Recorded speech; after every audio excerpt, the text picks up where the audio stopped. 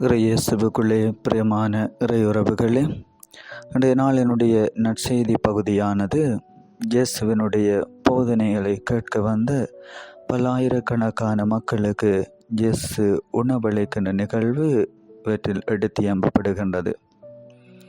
இங்கே ஆண்டவராக இயேசு கிறிஸ்து நம்முடைய சீடர்களிடம் கூறுகின்றார், நீங்களே அவர்களுக்கு உணவளியுங்கள் என்று. எனவே ஆண்டவராக இயேசு கிறிஸ்து முடியாத ஒரு நிகழ்வின் மூலம் முடியும் என்ற ஒரு செய்தியை நிகழ்த்தி காட்டுகின்றார். 5 அப்பங்களையும் 2 மீன்களையும் பகிர்ந்து அனைவரும் வயிறார உண்பதற்கு கொடுக்கின்றார்.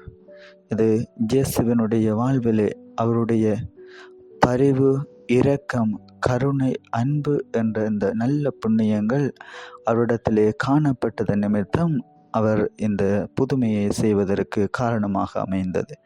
எனவே நம்மிடமும் நல்ல புண்ணியங்களை வளர்த்து கொண்டு, பகிர்வு என்ற புண்ணியத்தை வளர்த்து கொண்டு அடுத்த மனிதர்களை வாழ வைக்கின்ற, அடுத்த மனிதர்களுக்கு உணவளிக்கின்ற நல்ல மனிதர்களாக வாழ்வதற்கு இறைவன் அருளையும் ஆசிரியையும் தர வேண்டும் என்று சொல்லி இந்த வேளையிலே செபித்து மன்றாடிக் கொள்ளுவோம். ஆமேன்.